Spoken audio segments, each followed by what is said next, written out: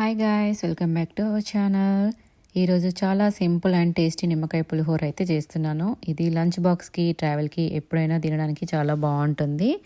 So ఇంకా ప్రాసెస్లోకి వెళ్ళిపోదాము. దానికోసం ఒక ప్యాన్ పెట్టేసుకొని అందులో ఆయిల్ వేసుకొని వేడి చేసుకోవాలి. ఆయిల్ వేడైపోయిన తర్వాత ఆవాలు, జీలకర్ర, మినప్పప్పు, శనగపప్పు కొంచెం ఫ్రై అవ్వనివ్వాలి ఆయిల్లో. నెక్స్ట్ అవి ఫ్రై అయిపోయిన తర్వాత గ్రీన్ చిల్లీ, చిన్న పీసెస్ లాగా చేసుకున్న ginger, garlic, peanuts, curry leaves వేసుకొని కొంచెం ఫ్రై అవ్వనివ్వాలి. అవి కొంచెం ఫ్రై అయిపోయిన తర్వాత పసుపు, అలాగే టేస్ట్కి సరిపడినంత సాల్ట్ కూడా వేసేసుకొని మిక్స్ చేసుకున్నాక లెమన్ జ్యూస్ని కూడా ఇందులోనే పోపులోనే వేసేసుకొని మిక్స్ చేసుకోవాలి. ఇప్పుడు ఈ ప్రిపేర్ అయిన పోపులో కుక్ చేసుకున్న రైస్ అలాగే కొరియన్ కూడా యాడ్ చేస్తున్నాను. మీరు కావాలి అంటే స్టవ్ ఆఫ్ చేసే ముందు కూడా అలా కూడా వేసేసుకోవచ్చు. పోపుని మంచిగా రైస్కి పట్టేలాగా మిక్స్ చేసేసుకోవాలి. మొత్తం మంచిగా పట్టిన తర్వాత ఇంకా స్టవ్ని అయితే ఆఫ్ చేసేసుకుంటే యమ్మీ అండ్ టేస్టీ నిమ్మకాయ పులిహోర అయితే రెడీ అయిపోతుంది. వేడిగా అయినా చల్లగా అయినా ఎలా తిన్నా కూడా సూపర్గా ఉంటుంది టేస్ట్.